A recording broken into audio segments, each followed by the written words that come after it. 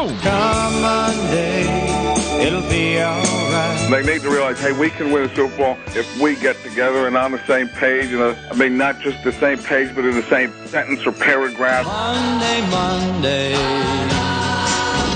so good to me. There's a lot of teams that won yesterday that probably aren't going to the Super Bowl. It's all over now, and his show isn't Monday.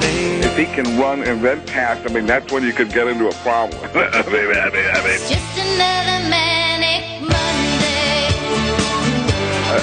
That's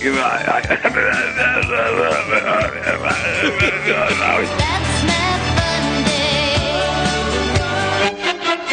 In Vesco Field at Mile High Stadium, Denver, Colorado. Hello, it's our regular Monday visit with Monday Night John on the Mac, Jurko, and Harry show. You have Mike Shanahan and the host Broncos.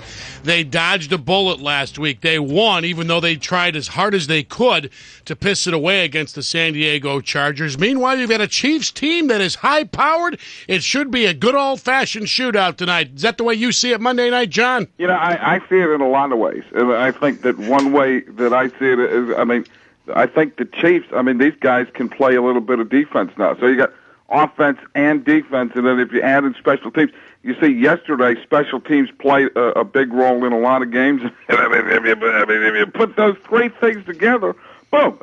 You got a good football team. Yeah, we've been debating on this show for some time now the importance of kickers, and I'm glad you bring up special teams because Harry Tynowitz happens to be an advocate of kickers. Jurko and I believe they should travel separately. They shouldn't be able to locker with the regular football players, and Jurko and I both want to send a game ball to Larry Allen of the Cowboys for smacking their place kicker. Cortez. I don't even want to mention his name. After he missed a PAT yesterday. That's how kickers should be treated. Yeah, if they aren't in the luggage, they should be the luggage. Exactly. There are a lot of guys. There's a lot of guys. You could just put a handle on them, turn them sideways, and then you would just carry them while they're carrying something else. Kind of like one of those alligator bags in the Woody Woodpecker cartoon. Oh, loved it. With one possible exception, the Great Ray Guy. There's always an exception.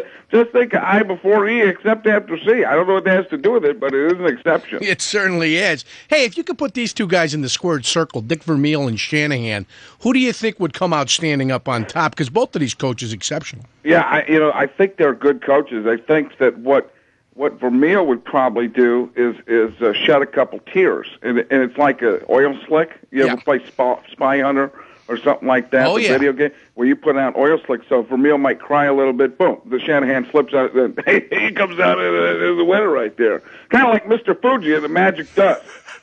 I got some good references today. You are. I'm hitting the 70s, 80s, and 90s. Must be the altitude. Bad radio station. Hey, it sounds like changes are happening around here. I love the pop culture references. Hey, Monday Night John, they Broncos, they play at Invesco Field at Mile High Stadium. Mile High, have you ever done a game high?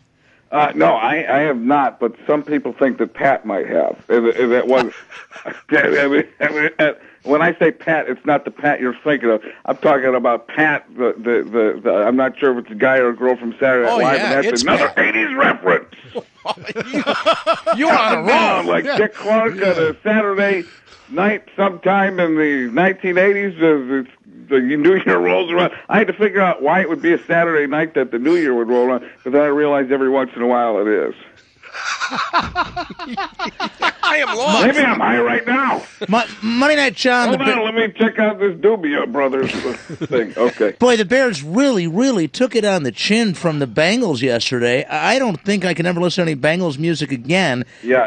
Speaking of the 80s, that's a rough one there. Yeah, is there a tie-in between that all-female rock group and the football team from Cincinnati? I don't.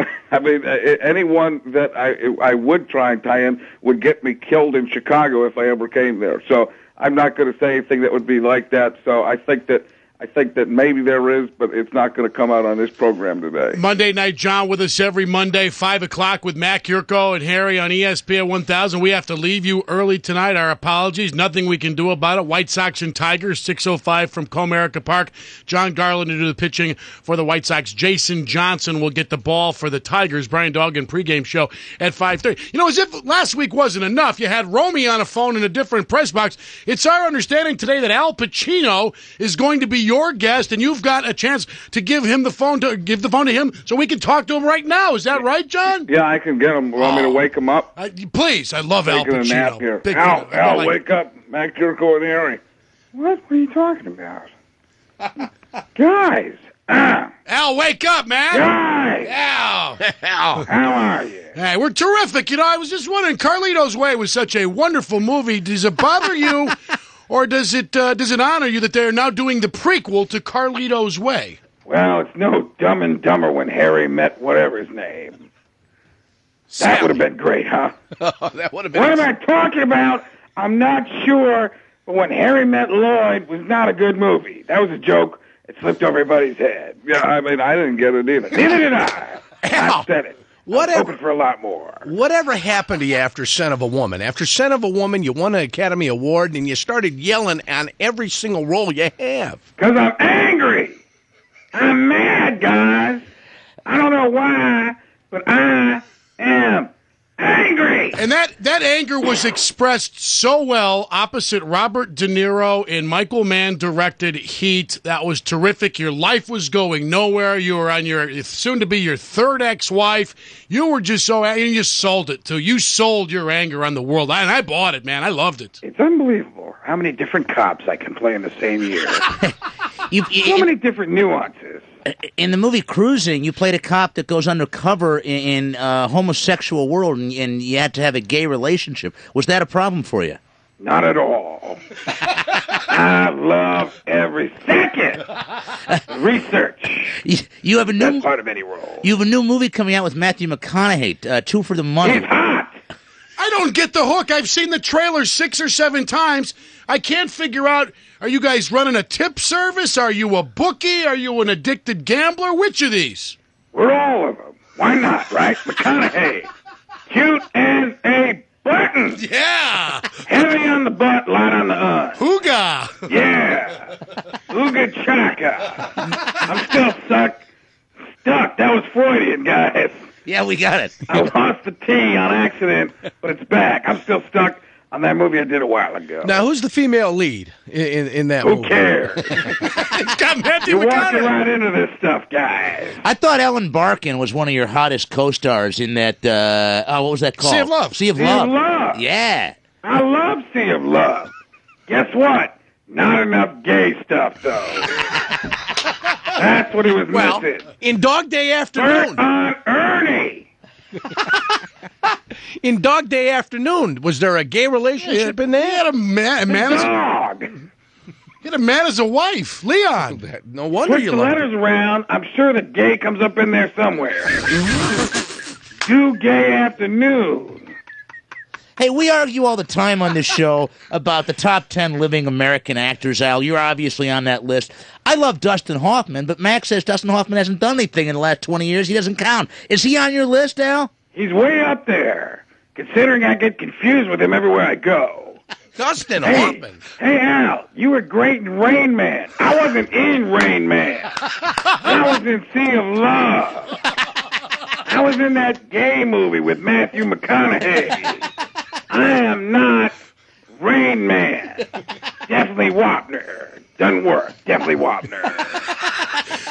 Well, Al Pacino, an absolute thrill to talk with you on this Monday. Thanks a bunch. Give Monday Night John the phone back one more time, and we hope to catch you sometime down the road whenever you're with John. Okay, guys. Wish All I right. could say the same.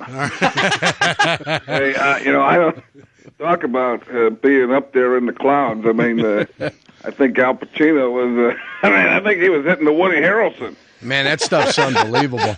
Monday Night John, I got to ask you, because he goes to 0-3, and things aren't too happy in Cheeseland over there. Oh, no, don't bring him down. He's in such a good mood right now. 17, 16. I know where you're going at with this, and I think that it's a supporting cast. I mean, that a great actor can only be as good as a great actor can be when the supporting cast around him is doing what they're doing. I agree. Hey, Monday Night John, last Monday night, the telethon that ABC and ESPN and the NFL put together raised over $5 million for the victims of Hurricane Katrina.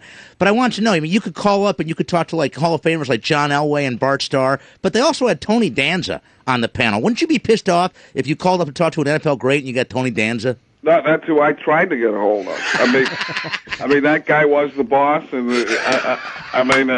anybody who's that close to friends with Danny Pintaro, Pop culture city here. You guys know Tony Danza was the Matthew McConaughey of his era. Yeah, he really was. Yeah, I mean, you got to know that. All right, Monday Night John, always a hoot having you on board. Thanks a bunch, and we'll catch you next Monday afternoon appropriately.